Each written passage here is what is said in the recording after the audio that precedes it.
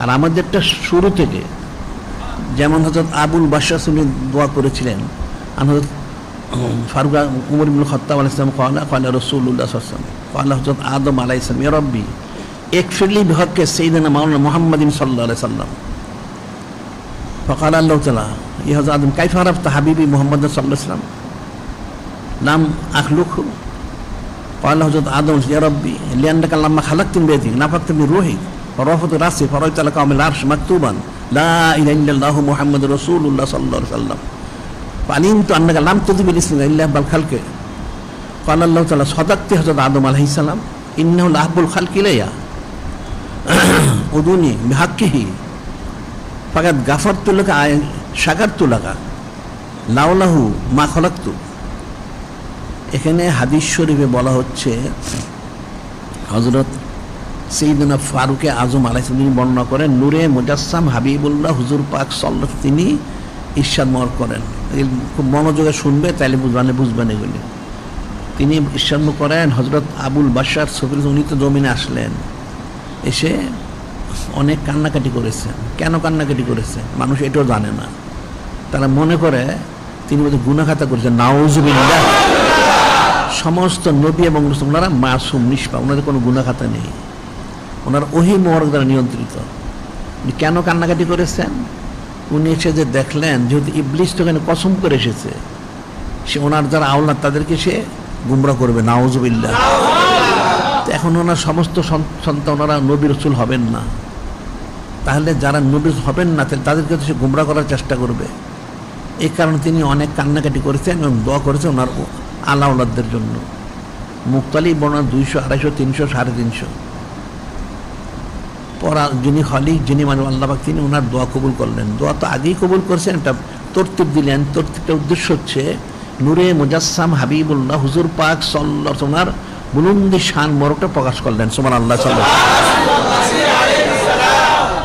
তিনি ওনার উসিলা দিয়ে দোয়া করলেন। হযরত আবুল বাশার বললেন ইয়া রাব্বি ইগফির বিহাক্কি সাইয়্যিদিনা মাওলানা মুহাম্মদ সাল্লাল্লাহু আলাইহি ওয়াসাল্লাম, আপনি আপনার হাবিব মাহবুব নূরে মুজাসসাম হাবিবুল্লাহ হুজুর পাক সাল্লাল্লাহু আলাইহি ওয়াসাল্লাম ওনার সম্মানার্থে ওনার উসিলায় আমার দোয়াটা কবুল করুন।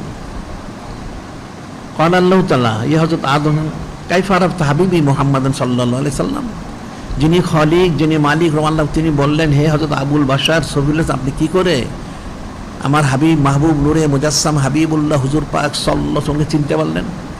লা মাখলুকহু, আমি তো এখন ওনাকে আমি সৃষ্টি করে জমিনে এখনো পাঠাই নাই, তা আপনি চিনলেন কি করে? আমি তো ওনাকে এখনো জমিনে পাঠাইনি, আপনি কি করে চিনলেন? হযরত আবুল বাশার বললেন ইয়া রাব্বি, হে আমার রব তাআলা, লিআন্নাকা লাম্মা খালাকতানি বিয়াদিক নাফাখতু মিন রূহিক ওয়া রাসি ফারআইতু লাকা কাওমান মাকতুবান লা ইলাহা ইল্লাল্লাহু মুহাম্মাদুর রাসূলুল্লাহ সাল্লাল্লাহু আলাইহি সাল্লাম। তিনি বললেন হে আমার রব তাআলা, যখন আপনি আপনার কুদরত হাত মোবারক সৃষ্টি করলেন, সৃষ্টি করে আমার মধ্যে রূহ মোবারক ফুঁকে দিলেন, তখন আমি আমার মাথা উত্তোলন করেছিলাম উপরের দিকে, আমি দেখতে পেলাম আরশ আজিমের মধ্যে লিপিবদ্ধ করা আছে কালেমা শরীফ লা ইলাহা ইল্লাল্লাহু মুহাম্মাদুর রাসূলুল্লাহ সাল্লাল্লাহু আলাইহি সাল্লাম। আমি তখন চিন্তা করলাম বারে আল্লাহি লাম তুযবিল ইসমা ইল্লা বাল খালকিলাইক, আপনার এত মহাসম্মানিত নাম বড়, ওনার কাছে আরেকজন নাম বড়, তাই নিশ্চয়ই আপনার কাছে মহাসম্মানিত ব্যক্তিত্ব হবেন, উনি সাধারণ ব্যক্তি হবেন না। সেই জন্য আমি ওনার উসিলা দিয়ে দোয়া করেছি বারে আলাই। সুবহানাল্লাহ। যিনি খালিক, যিনি মালিক রব বললেন সদাক্তা ইয়া হযরত আদম আলাইহিস সালাম, হে হযরত আবুল বাশার সফিউল্লাহ, আপনি সত্য কথাই বলেছেন। ইন্না লাব্বুল খালকি ইলাইয়া, তিনি আমার কাছে সবচেয়ে বেশি প্রিয়। ওনার উসিলাতে আপনি দোয়া করেছেন, অবশ্যই আমি আপনার দোয়া কবুল করব, কোনো সন্দেহ নেই। এবং ওনাকে আমি সৃষ্টি না করলে আমি আপনাকেও সৃষ্টি করতাম না। সুবহানাল্লাহ। তাহলে হযরত আবুল বাশার সফিউল্লাহ উনি যে দোয়া করলেন, খুশি মোবারক প্রকাশ করলেন, নূরে মুজাসসাম হাবিবুল্লাহ হুজুর পাক সাল্লাল্লাহু আলাইহি ওয়াসাল্লাম তিনি জমিনে আসার আগেই কিন্তু করেছেন। তা আমরা যে সাইয়্যিদুস সাইয়্যিদুল আশরাফ পালন করি, খুশি মোবারক সবচেয়ে বেশি খুশিটা কেন?